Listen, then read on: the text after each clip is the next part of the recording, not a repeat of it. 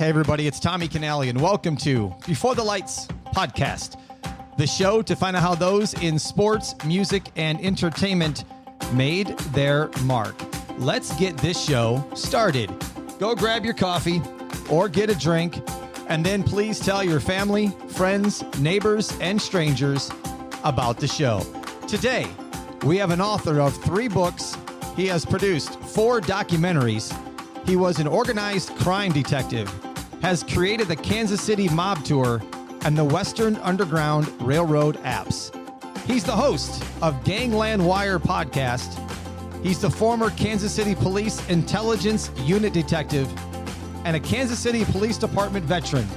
Please welcome to the show, Gary Jenkins. Gary, how are you today? I'm fine, Tommy. Thanks for having me on the show. Yeah, we've had some technical difficulties. We found That's why I stumbled over that word. Phone. We figured out a way to make it work. We'll get a workaround. That's right. From 1971 to 1996, you were the Kansas City Police Department sergeant, and you were assigned to organized crime for 13 years. Where did your love to get in law enforcement come from, Gary? Well, probably was running from another job, a very boring factory job, and they had a big push here in Kansas City to hire 350 new officers after there was a lot of government money in the early 70s going into police departments to amp up the salary and create a little more professional department.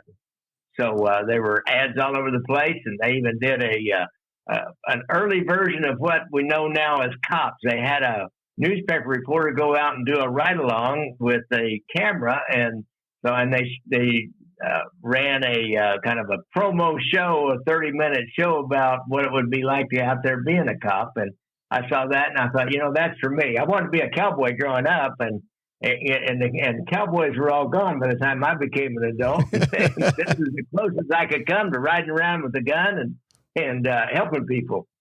Was there a police academy back then in those days, or did you just apply and how did that work? Yeah, well, in some departments in 1971, there probably was, you just applied, they gave you a badge and a gun and sent you out. But no, we had a pretty professional, real professional academy. They'd even hired a guy from Los Angeles Police Department, had the regional academy that trained all of the officers in the metro Kansas City area. So Kansas City, of course, had the biggest class. It was, I believe it was, I want to say 6 or 8 weeks long, and then 2 more weeks just specifically for Kansas City problems in Kansas City ordinances. So we were in there almost 3 months. And then once you got going into and being part of the police department, was it right away that you wanted to get more involved and become a detective and get into the intelligence department, or did that happen over a period of time? Well, probably most every young policeman that comes on wants to be a detective before he gets done, although some of them seem like they want to be helicopter pilots or they want to be motorcycle officers or horse officers.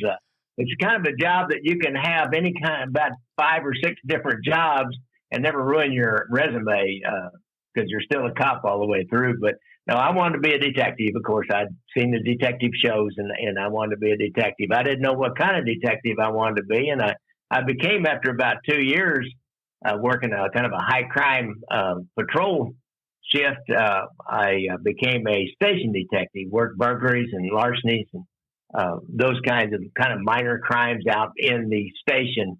Whereas in the headquarters, they had homicide and robbery and more of the big time crimes and commercial burglaries, check fraud and all that. But I started out being a residential burglary detective. How did you get asked or assigned to start working organized crime? Well, yeah, I stumbled. I didn't even know there was an intelligence unit. I didn't know anything about that. I knew there was they were like organized crime people because we had these subjects called, they were J1 subjects or J6 subjects. You get a hit on if you check one of them in the computer, and they always had an Italian last name, and they were some kind of professional criminals. I knew that. And of course, I had probably maybe read that Peter Moss, I think it was Peter Moss, wrote about Valachi God, all of a sudden I should know his name as well as I knew my own, the Valachi papers or something like that. And so I knew there was an organized crime, and I kind of knew there was something like that here. And I asked around about it, and I heard that there was something called the intelligence unit. So you just start asking around. There, not many people knew anything about it. But I found out that there was this intelligence unit, and they worked kind of undercover, and they worked on the mob. So what did I do? First I got to know the sergeants down there.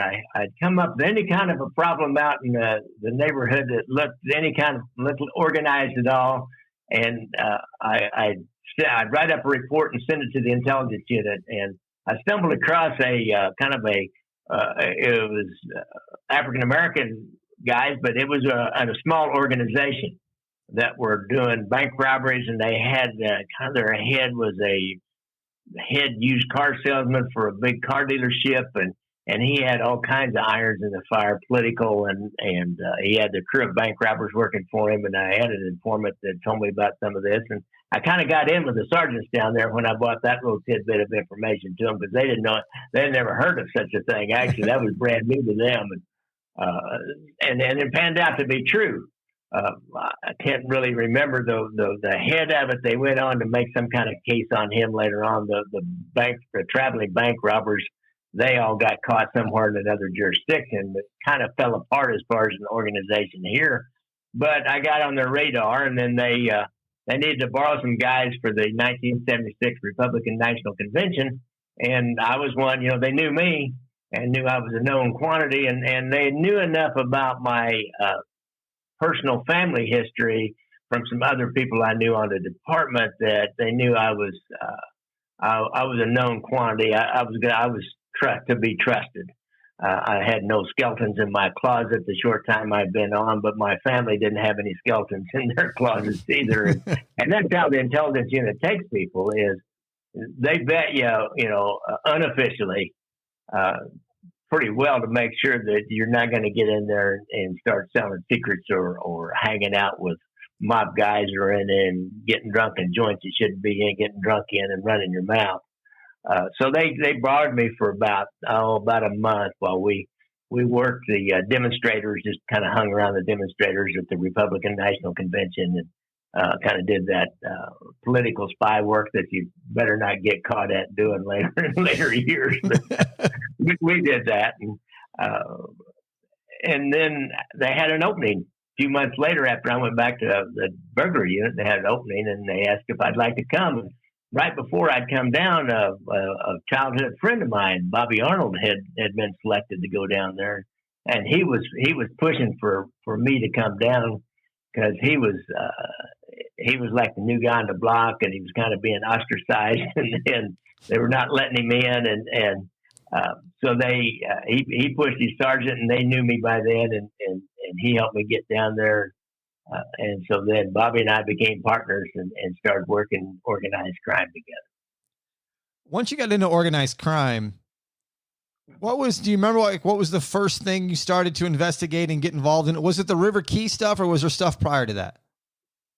Well, for me, it was kind of prior to that. The River Key was just starting to heat up. There was some of the older guys down there were already, they were the experts, and they were the ones that were going to work the Civella family and Comisanos, which were kind of the old line, the head jamokes, shall we say, in organized crime in Kansas City. They had a lot more contacts than I did, especially down in that area, and they were known by a lot of FBI agents that were working it already. And Bobby and I were both unknown, but our sergeant got hold of us, and he said, well, there's a used car lot south of downtown, about 50 or 60 blocks south of downtown, and we understand that there's a guy named Jimmy Duarte who was a made guy who had been in Leavenworth for the last several years and just gotten out, who was a pretty important guy, but kind of an outlier away from the bosses. He was a nephew of one of the original kind of founding members of organized crime in Kansas City. His uncle was a guy named Tano Lococo, who was one of the first, they called him the Five Iron Men. that really ran all the bootlegging in Kansas City in the 30s. And so he was pedigreed, but he always did his own thing away from the rest of the mob. And they sent us, Larry, our sergeant, sent us down to see what Jimmy Duarte was doing, because somebody had told him he was hanging out at this car lot. So our first surveillance, we didn't know what we were doing, but which is probably a good thing. And it was hard to sit on. We wanted to see, if he was there, and we dropped by a couple of times and picked up some tag numbers, and his car was there, and he was there quite often. Did that for 3 or 4 days, maybe a week, and he was there almost every day at some time. And by then we knew what his car looked like. We'd just drive by and see it. There was a cemetery right across the street, and it was not the kind of a place you could just sit in front of or even sit down the street very easily and see if anybody was coming or going and who they were and what the tag numbers were. So we went over to the cemetery and got the cemetery manager and asked him if he'd set up a tent like there was going to be a funeral in this right across the street from the car lot, and then just cover all 4 sides. And it was kind of cool. It wasn't a really hard winter, but it was probably November. And so he set up that tent for us, and we just slip in there early in the morning before they get in the car lot with a camera, and we'd shoot pictures out through the flaps of the tent. And we sat there every day for a week and picked up all kinds of names and numbers. And so that was the start. And then out of that, I noticed a guy drove a tow truck in and out of there, and he had a business a few blocks away, a body shop a few blocks away. And it wasn't anybody that was known by us or by law enforcement, but he was a guy that was there a lot. So I went over to his used car lot. Bobby and I, we quit that after a week. We kind of learned all we needed to learn by sitting on it for a week. Went over to that body shop. This guy's name was John, and I just went in and put a badge on him. Bobby and I went in and put a badge on him and said, "Hey, you over at this car lot over here, Gregory and Troost all the time. What's the story with that?" And what I tell you what, Tommy, this guy's face, it blanched. Probably shouldn't say turned white anymore, but he blanched. And he said, "Oh, well, I don't go over there anymore. Those people there's some bad people over there." I said, "Well, just wondering, I was driving by there and saw your tow truck over there, and I was kind of interested in some of them. There's some criminals that go in and out there." "Oh, yeah, I know." And we just left.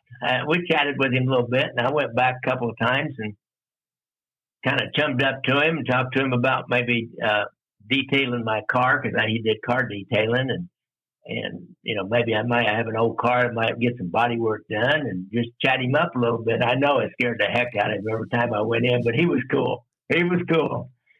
So, and I'd bring up this place every once in a while, and he'd just drop a little bit more. And finally one day, a couple of weeks, maybe even a month of me going in and chatting him up. And I actually did have him detailed. I had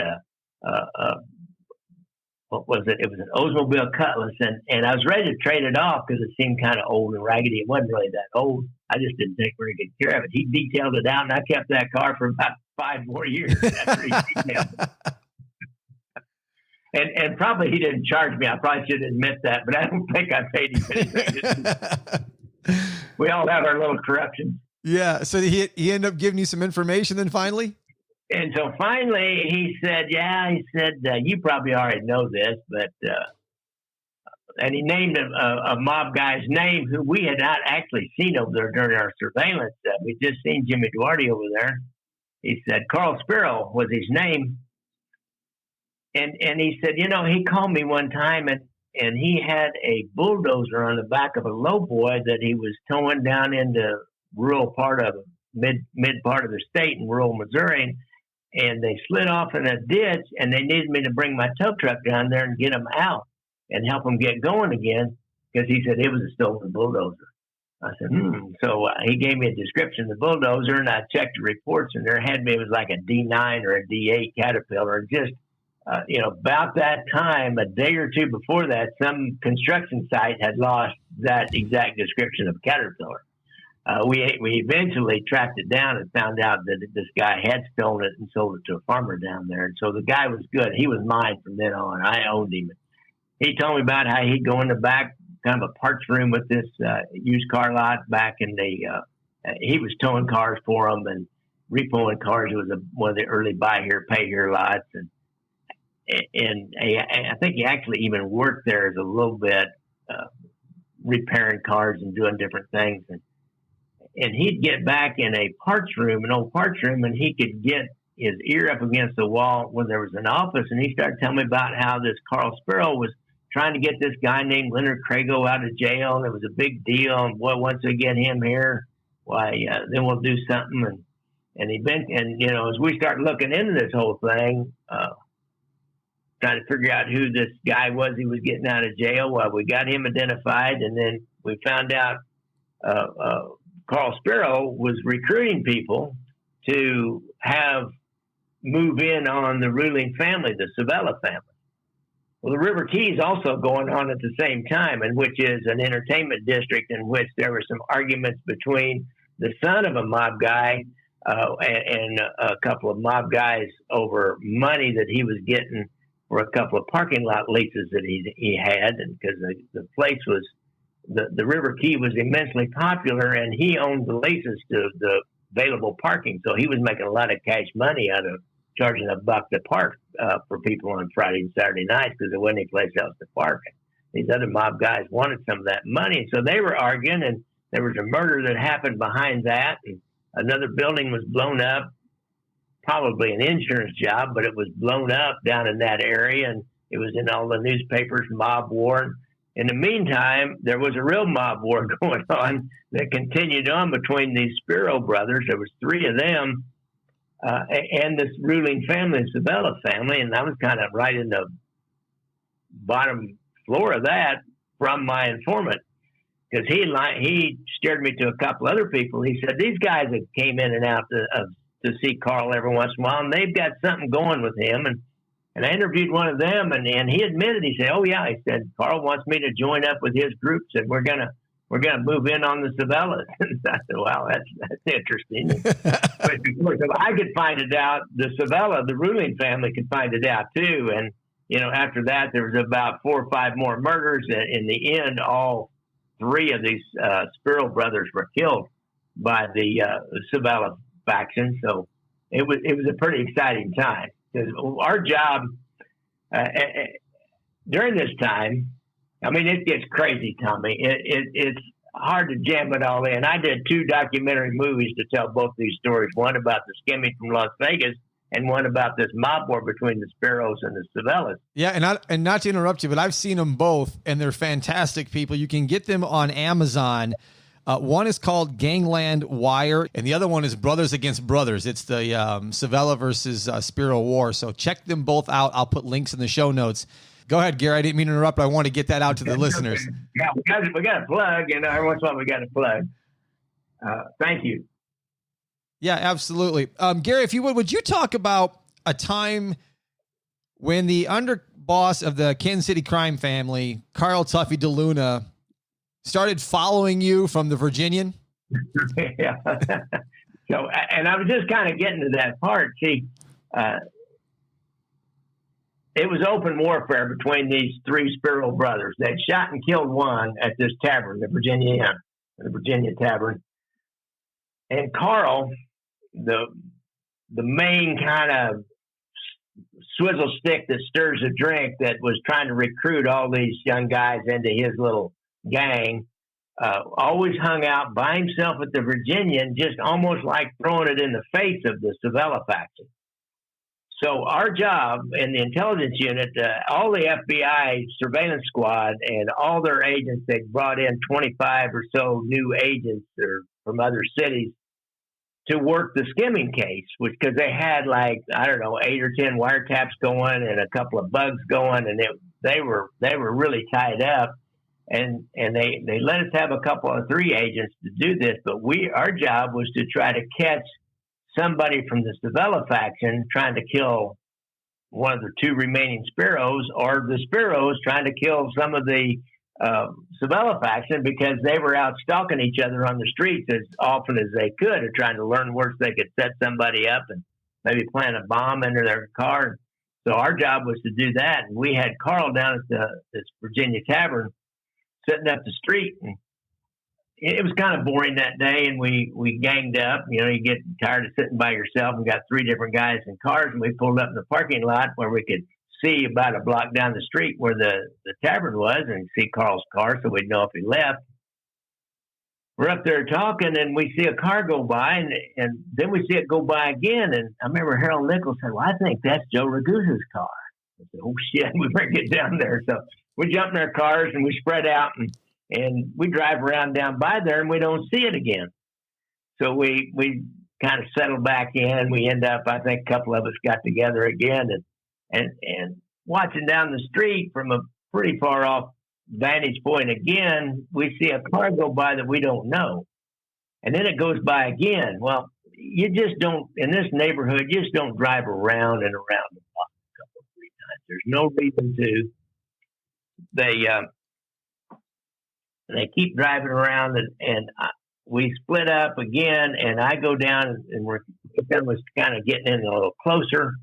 And as I drive down by the tavern on Virginia Street, which is right next to it, Admiral Boulevard's right in front of it, I take a right, and I look in my rearview mirror, and there's that car is behind me that we'd seen prowling around the tavern.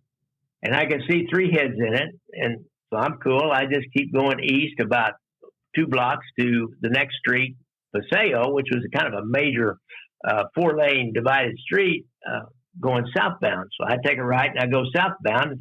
And the other guys, I'm telling the other guys on the radio that, hey, these guys, here's where they are, and they're following me. It looks like Tuffy is in the passenger seat, but I can't really tell, and I can't tell who else is in it. It might be Joe Ragusa driving it, but I'm not sure.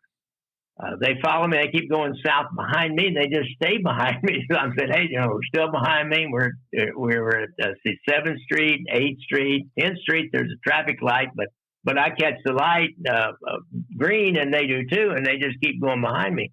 We get to 12th Street, and these guys are trying to get around to where they can get up in front and beside. So, and they're calling for a uniformed car, because what we want to do is get a district car over there to stop them. Just hit them some red lights and pull them over, and then we'll see what happens then. If they run, we kind of figure it's them and they've got guns in the car. This is probably a work car.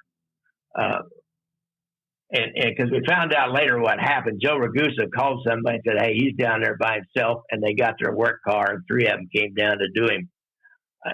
And I get to that traffic light, and I get stopped, and they pull up next to me, and you can just feel eyes on you, man. I mean, It's just like, and I kind of, finally, as the light changes, and I'm committed to go straight, and they're in the left lane, they can take a left.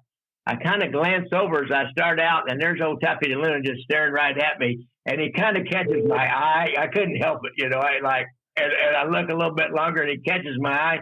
He gives me about a half a grin, and they take off left.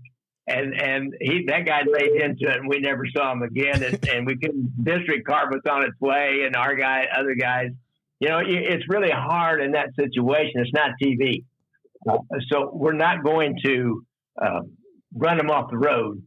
And it's always danger that they don't know exactly who you are, and we know who they are. But they don't know exactly who we are, and so it's best to get a uniform car to pull somebody over like that, and they got away from us on that occasion. And I know they were there to kill him. That's craziness. I'm sure you saw some other stuff in your tenure as well. You talked about the Skim case a little bit, and that is the Gangland Wire documentary. Right. There was a bug planted in the old Villa Capri pizzeria, which is no longer there, to get some more information on what was going on with these big mob wars. And you guys started to learn that there was a skim happening in Las Vegas that I'm not sure you guys were aware of at the time. If you would take it from there, and kind of, how did that whole thing evolve in going from where I'm actually investigating this mob war, and now all of a sudden I'm learning there's money coming from Vegas that's being skimmed from casinos? Really. And what's funny is those Spero brothers, they wanted to move in on the Civellas, but they had no idea. about this skim thing. Oh, they didn't? No, they had no idea. No, hardly anybody. Just a few people knew about this skim thing. They didn't. Nick Civella and Court and Tuffy were closed mouthed. Now, there was always suspicions by law enforcement and probably by other mob guys, but nobody really knew the extent of it because they just didn't go around telling everybody what was going on because it was so much money that they had coming in, and it was done in connection with Chicago, Milwaukee, and Cleveland. But yeah, they were trying to listen for plans to murder these sparrows at this tavern, which in the movie Casino, where they make it look like it's in a little corner store back up in a event, but it was actually at a banquet, a set up a table and fixed seats where the mob were Tuffy and Corky and never went in there. The boss never went out in the joint. His brother did all that, and Tuffy did all that. So they had that bug back there, and they hear him talking about what's interesting is dropping these numbers and names in Las Vegas, which was pretty easy to figure out, but big numbers like $20 million. Are we in on that? And, that would get any FBI agent. Yeah. And Tuffy said, I got to get a hold of that guy, and I got to find the phone. And, they knew there was a phone right there in the Villa Capri on the wall, or the business phone, but he didn't want that phone. That tells you something. This is a secret call, so we got to find that phone that he wants to find. And he did this big time surveillance. We kind of pulled off of, I can't remember where we were exactly with the Sparrows, kind of let that go for a while, and they had a whole big, I think this was the first time during this that the FBI, those guys do, is come in their slick cars, which they've got tricked out in a variety of different ways, and do surveillances for other people that will ask them to do it. They don't even work their own cases. They just work surveillances. And so out of this, what they created for the investigation was the permanent surveillance. We laid on to Tuffy DeLuna like you couldn't believe. I don't know how many cars that first week or so. There must have been 15 or 20 cars out at any given time, plus an airplane up, trying to catch him at that phone. And finally, somebody saw him turning back in kind of an a couple of times, and you had to stay way off of him. You had to let him go if he got evasive at all. It's just best to let him go and try to pick him back up on the end of where he was evasive, or maybe the plane could back off and see him. But he'd even not look up for the plane. They knew if they got out their car, plane was making the FBI the plane up. But finally, we caught him down there at the Breckenridge Inn, and a couple more times to get down there and phoned, and they did a whole big plan. It was summertime by then, and they set up a pool party. They were having a merry old time out there at the pool, going back and forth, and some of them on the phones, and they picked up snippets of conversation, and as Tuffy would get on the phone finally, and they figured out he had to use a specific phone. One of the agents was on one of the phones, and Tuffy came up and he just stood and waited. So then when Larry got off the phone, Larry Coppervick got off the phone, he turned and said, he said, I'm sorry, that damn woman of mine or whatever. And Tuffy just, yeah, that's okay. And then he got right on that phone. So we found out finally that they were using codes, like using leaving the guy the last number of the phone of bank of payphone. So out in Las Vegas would know which one to call, or then he would call a certain phone from that payphone. And I think on that one, he must have been finally it got freed up, and the guy from Vegas could call, and he'd answer that particular phone. And so that just spun off from there. They were so open on that payphone, it was unbelievable. They thought they were slick because on both ends they were doing the same thing, and started finding out all kinds of information and creating gossip about what was going on in Las Vegas, and started realizing the extent of their grasp out in Las Vegas, and it was pretty extensive. This which is a whole other story about two separate streams of skim. You know, the movie Casino really only deals with the Stardust, and it was the Tangiers in Casino and Lefty Rosenthal, which is the Robert De Niro character. But actually, when this whole thing first was uncovered, it was in Kansas City, and Nick Civella in Kansas City had developed a whole separate skimming operation at the Tropicana without any help from Chicago, Milwaukee, or Cleveland, or any other mob family. It was just all him on his own. Got a guy named Joe Augusto into the casino, and he got the confidence of the ownership. There were several owners. There was a couple of brothers who were real estate developers who were kind of hustlers themselves. There was an heiress who had inherited a lot of money, Mitzi Stauffer Briggs. I think it was oil money, and she didn't really know what was going on. She just liked the owner of the casino, much a scammer himself named Dale Gustafson, who had just been a real estate developer out of up in Minnesota. And this Joe Augusto guy had all those guys wrapped around his little finger. I think it was because of Teamsters loan, and they knew that Joe Augusto probably had the ability to pull some strings and get a Teamsters, but he never did. And a couple of people in the count rooms and bringing money back to Nick Civella alone. Now Nick Civella, our mob boss, this guy, he knows how to get along, and he knows how to play the game. He knows how to keep his mouth shut. We never had anybody come in and testify. He knew that he needed to take care of Chicago, because Chicago in the Midwest is the big duck. Mm-hmm. Now, we're a standalone family, and we don't really owe anything to Chicago, but he knew he needed to take care of Chicago. So he would send 5 figures up, who was Joey Iupa, Joey Doves, was the boss of Chicago at the time, and Nick had a nephew who was a Chicago policeman.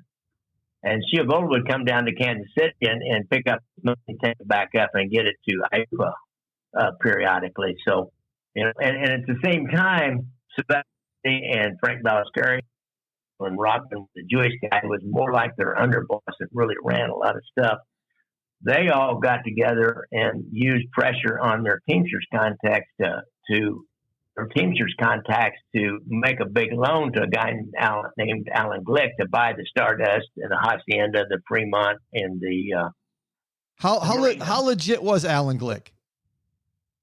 You know, that's a good question. That's one that will be debated forever. He was law enforcement's legit extorted businessman when it came time to testify. When it all came down, I'll say that he was that, because he testified. He testified big time against Lefty Rosenthal, who obviously was an informant because they never even made him go to the grand jury.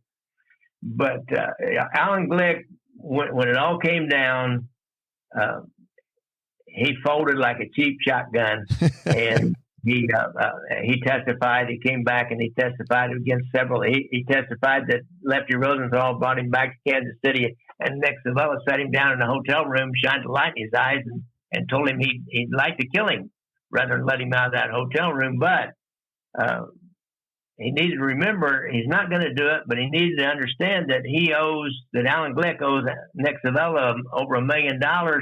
And he said, well, I can't pay that. And he said, well, you've got a man sitting right here working in your employ. He'll take care of that. And what he meant was, you know, just let Lefty hire who he wants to hire and start skimming money out of the casino, which they did.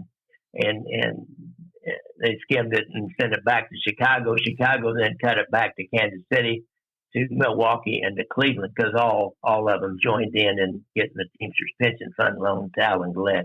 But he was, you know, he claimed to be an extorted businessman who was just made a really good deal. You know, he signed a note. He first met Frank Ballesteri in the boss of Milwaukee, and they recovered this note. It was like a handwritten piece of paper that said if he ever left the Argent Corporation, which was the shell corporation that he'd formed to buy these casinos, right, that he would sell it to the Ballesteris for $25,000. But he was borrowing $62 million to buy all these casinos. It was ridiculous. I mean, how stupid is that? I didn't understand that one. But Gary, how did you end up obtaining the ledger notes that were kept by Tuffy, DeLuna, and How good were these notes? Were they pretty spot on? They were pretty good. We did this for months and months, and finally the Bureau said, we got to take this down. The case agent, Bill Owsley, the U.S. Attorney, David Helfrey, both are, and the supervisor down there, Gary Hart, they were really bright guys. They'd have made good street policemen. And I don't often say that about an FBI agent. They'd have made a good policeman. They said, okay, it's time. We got to take this down. We've gathered enough. And they served on, 50 years after the first St. Valentine's Day massacre to the day, we served search warrants on all our mob bosses in Kansas City, the guys who were involved with the skim that we picked up on the wire. And they did the same thing in Chicago, Cleveland, and Milwaukee in exactly the same time. And we took off, we were able to take off our courier from the Tropicana that night. He was coming back with 2 packages of money. And Bill Owsley says, he said, I'm wondering where he hid that money. Did he have like a secret compartment? And I told him to empty his pockets, and he took $40,000 out of one coat pocket. He took $40,000 out of the other coat pocket and laid it down on the desk in front of me. And so we went into Tuffy. I went into Tuffy DeLuna's house with a team of agents and started searching. And I'll never forget. Shay Airy was kind of the lead agent in charge there, and he was an old-time FBI agent, been here for 20 years. He knew Tuffy well, and Tuffy knew him well. And finally, Tuffy said, Shay said, you might as well go down the basement. That's where the good stuff is. And they just hadn't got to the basement yet. And Tuffy had an office down there, and he had a desk. So they start going through the desk drawers, and they start pulling out these little notebook. It has these notations on it, and they don't really know nobody knows what they got at the time. You do see list of names with like a percentage next to it. So we got, kind of who the made guys were and who got what percentage. And they had like at the bottom of that had Rancher 1500. As it turned out, when that was deciphered, that was the head of the Teamsters in Kansas City, Roy Lee Williams.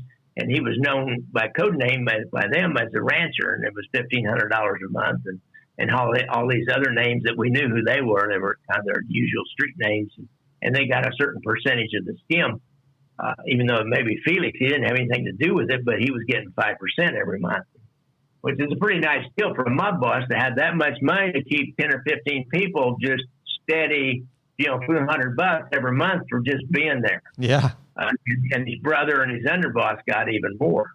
I can't remember exact percentages, and that's a $40,000. So, 10% would be $4,000 every month, which wouldn't be bad. And I think they got like Nick seemed like he was taking 20, and so that would be $8,000 every month cash money. That you weren't doing anything, you didn't have to spend anything, you just walked up and handed it to you. So as they deciphered those notes, so they got him back to the office and started deciphering those notes. Tuffy had kept these specific notations for specific things that he did. Like he went to Las Vegas on a certain date, and he had how much the airplane ticket was out, how much he paid for parking, how much back. He made notations about using code names about what he did out there. Went to see the Brain and talked to him and had some other little codes that matched up with, they could put him in Las Vegas at that time. And then Alan Glick could say, yeah, he came out there on that date, and yeah, he told me I had to sell the casino, or what he said, you may find your life expendable, but I don't think you'll find the lives of your family expendable, and then named off his wife and his kids. And so then Alan Glick started trying to sell the Stardust and these other casinos out. And of course, it had to be somebody that the 4 mob families approved of. So it was a little bit of a hard sell, and they had a hard time getting anybody through the gaming commission vetting process at that time. So, but those notes, they really used those extensively in the trial because they could match them up with wiretap information, with witness testimony, with public records, and really make sense out of them. Gary, what was the involvement of Alan Dorfman? And for my listeners, he was an insurance agency owner and a consultant to the Teamsters pension fund. He was a close associate of Jimmy Hoffa. and was associated with some organized crime through Chicago outfits. What did you guys find out? How involved was Dorfman? Well, in Kansas City, we really didn't know. I hadn't even heard of Dorfman until this thing was all over. He operated at a different level, but when it was all over, why he was intimately involved. First of all, his father, Red Dorfman, was a longtime Teamster and Teamster official, and had been in bed with the outfit up there in Chicago. And Alan moved right in. He was actually the World War II hero. I think he won a Silver Star and Bronze Star in World War II. Came back and worked a little bit in the Teamsters Union. Then he was a brighter guy and had education, and he started this was amalgamated union insurance, and he sold insurance to anything that the union had to buy insurance for. He sold them the insurance, so that was a nice little piece of action. And of course he'd have to kick back to the outfit for that privilege. And he was the one that really, he had a lot of influence over all the Teamsters. He was helping invest the pension fund money. I mean, if you think about it,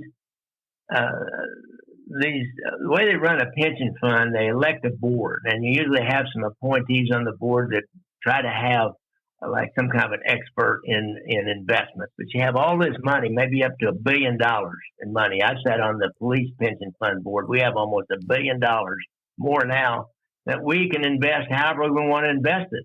So, we're square, so we're going to find really good investment companies that give you good advice and invest it that way, you hope. Well, up there, rather than doing that, a guy like Alan Dorfman had a lot of influence over other members of the board, and plus the mob, each crime family, Cleveland, Kansas City, Milwaukee, they had union members that they had influence over, and Dorfman was kind of the big duck in that. He would make sure that certain people, like Jay Sarno, wanted to build, I believe it was a tower under the Circus when it was early, and he got a big Teamsters loan. Well, then this guy who ends up working at the Trop, helping Nick Civella skim out the Trop, Carl Thomas, he is a pretty good high up executive in the at the Circus, and he's skimming money when Sarno was running it, because as he called it, he had a commitment to make. He had a commitment every month to make, and that was gone back to Dorfman or to Chicago, and Dorfman would get a piece of that, but Dorfman helped set that up. Dorfman there's a guy named his lawyer out of St. Louis named Morris Schenker, who had been Jimmy Hoffa's lawyer, actually. And Schenker wanted to get in the casino business, and Dorfman helped him get a big loan, and he bought into, I want to say the Aladdin or the Dunes. Anyhow, he bought into one of the big casinos, and it was really lucrative. I think Steve Wynn, who was a big-time casino operator, once said that Donald Trump was the only person that could lose money in casino. So politics for you. But usually you don't lose money in a casino if you keep any kind of attention paid to your business. Schenker's making big money, and he never kicked anything back to Dorfman, I guess. So there's a telephone call. I've got a copy of this audio, and Joey Lombardo, he's like he's not an underboss in the outfit, but he's really well respected, and he probably was like a crew. He had a crew under him. I want to say was it the Grand Avenue crew? I can't remember exactly. He had a crew of guys under him, but he hung out at Dorfman's office all the time, because he is also part of his job was to monitor what Dorfman was doing and what was going on in Las Vegas. And Splatro was out there on the streets, and Kansas City was monitoring through their contacts out there. But Joey Lombardo was always with Dorfman, and Dorfman needed some money kicked back from Morris Schenker, and so Lombardo gets on the phone and tells him, said, that Alan's not that kind of guy, but people got a piece of Alan. They are that kind of guy. And he said, you got to make this right. What he's doing is you got to pay him some money. And Schenker says, well, he said, I only dealt with Hoffa. And I didn't know anything about you guys, and now you tell me you went in on it. Hoffa didn't tell me anything about that. And Lombardo says, well, okay. He said, maybe you don't owe us anything. Don't owe Alan anything. But he said, you say you're 72. He said, then if you don't know us anything, then you'll see 73. Okay. But you're a lawyer. You got places to go. You can make this right. What are you going to do? You can send a guy. You can send one guy. Me. You can send me to jail for this. One guy. But there's others out there. So it's a really interesting bit of audio that on a real deal mob threat like that, a death threat, how they couched it in such oblique terms. That is fantastic. That's great stuff there, Gary. Gary, you were mentioned in the book by Nicholas Pileggi that ended up becoming the movie Casino. How does that feel to be mentioned in a book that's become such an iconic mob movie? Well, it's a dubious honor at best. I haven't made a dime out of it yet. You're waiting for the first royalty check to come back to your house. You want a Pileggi story? Yeah. The iconic Nicholas Pileggi, the much beloved, and he's a great author, and he did a really good job on that book. But when I started making my movie Gangland Wire, I started noodling around on the internet, and I found an email address for Nicholas Pileggi on the Upper East Side of New York. And so I thought, well, he's married to Nora Ephron, and these are the kind of people who live on the Upper East Side of Manhattan, right? So I just tried that email address, and I leave my phone number, and I tell him who I am, that you mentioned me in your book, and he never talked to me. He got that from a newspaper, Kansas City Star reporter, who put together a little piece on serving the search warrants, and he almost copied that word for word. Most of it's original writing, where he interviewed, I think, Nancy Spilotro, and definitely a big, long interview, detailed interview with Lefty Rosenthal. But authors got to reach out, and true crime people, you got to reach out and get all your different sources. And he wanted to know about serving those search warrants, and so when he's describing the night we served the search warrants on Tuffy's house and found those notes, then he mentions that I was there, and that whatever I said, I think the guy that wrote the article said that. I think it was a thing about, hey, Shay said the good stuff's downstairs or something like that. Anyhow, so I didn't even know it. Some young policeman saw me walking down the street, and he said, hey, man, he said, I just read this book and said, your name's in it. I said, what? He said, yeah. He said, oh, Casino. He said, you're in it. So I ran to a Barnes & Noble, and they had copies of it, and I started thumbing through it, and I found it because he told me about where it was, and I found it. But anyhow, I'll get back to my original story. I got to digress there. Nicholas Pileggi calls me after I think on me. He said, yeah, he said, I could give you a little interview. I said, well, I'll come out there. I'll come to New York. I've got some family in New York anyhow. I'll come to New York and get a film crew. And he said, okay. And, we'll use my office here. And I said, I don't want to ask you a lot. And mainly just want, be able to say you were in the documentary.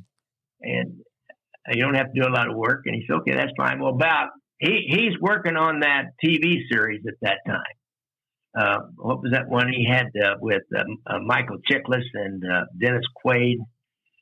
Anyhow, he did a TV series about Las Vegas. He was working on it, and he had to. And just before I was getting ready to come to New York, he emails me and said, "I'm sorry." He said, "I've got to go out to Hollywood." He said, "That's my movie business. That's movie business for you. I can't be there." And I said, "Okay, we'll reschedule."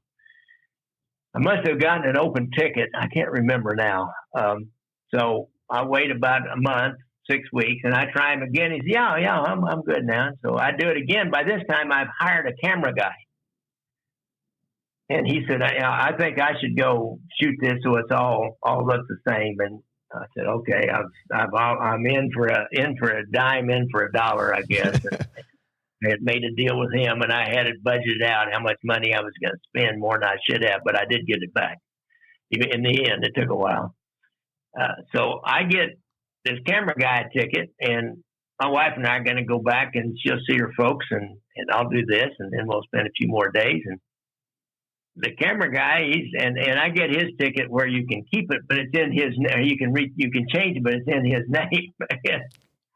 About 2 days before we're ready to go, he emails back. Says, "Oh," he said, "I'm sorry, I got to go to Las Vegas." I just emailed him back, or not Las Vegas. I got to go to Hollywood. I just emailed him back. I said, "Okay, thank you. I didn't want to burn any bridges just in case." but I never tried to contact him again at all. And it cost me that the other ticket, and Janice and I just went ahead and visited her folks. And, you know, I went down and tried to get an interview with a guy who used to be in Vegas and was now in Atlantic City, and he wouldn't let me shoot him. So that's kind of a bust. Then that damn Pledgy, I tried to get him to come on my podcast, and he emails back. I've still got his email. Emails back. He said, you know, I'm getting too old for all that. He said, I couldn't do anything for you. Like, okay, dude. Speaking of the podcast, listeners, you need to go and subscribe to the Gangland Wire podcast. It's Gary's podcast. It is absolutely fantastic. If you find any of this information, stories that Gary's talking about, just remotely interesting, you need to go listen to the Gangland Wire. Gary, how long have you been doing the podcast? Oh God, Tommy, about 5 years. I've got more episodes. I took some of them down. I think Apple restricts you to 300, and I've got last I left 309. I need to take a few more down, I guess. I don't know what happens if you go over 300 if some of them drop off. But the first 5 or 6 are all my personal experiences, like I'm telling you here now, and then from then on, I kind of spin off and do all kinds of different stories. I've gotten some pretty interesting interviews with other law enforcement people. It's easier for me to get law enforcement people because I'm law enforcement. I've got a few of the criminals, you know, most notably, I think the recent one was Michael DeLeonardo, who was a Gambino made guy in the witness protection. And he hadn't really given any interviews out there other than a written interview or a blog to a blogger and called a guy called Ed Scarpo with Cosa Nostra News. And so I've got some interesting interviews out there. Partly it's because of my connection, being former law enforcement. I can get a lot of cops and agents to come on. So all the listeners that are not subscribed yet, do so, and you can become what Gary calls the wiretapper. So you can become a wiretapper, and I'll put links in the show notes. You make a donation, you'll get one of my new coffee cups that says wiretapper on the back. Yeah, he's got one in his hand right now. Those are pretty cool. A wiretapper Gangland Wire coffee mug if you make a donation to Gary's thing. A big donation because these things are expensive. So we're going to put links in the show notes to podcast and then to your documentaries as well. Gary, thanks so much for taking some time today and being on the show. I greatly appreciate it. All right, great, Tommy. Talk to you later. Everybody else, I'd like for you to go out there and rate and review the show, please. Go to Apple Podcast, leave 5 stars. Nice comments are always appreciated. If you'd like to contact me, you can email me, beforethelightspod@gmail.com. Show notes, go to the website, click on episodes. You can find them there. Follow us on Instagram @BeforeTheLightsPodcast. Thank you for listening to Before the Lights. I'm Tommy Canale. Until next time, everybody, a salute, a chin chin.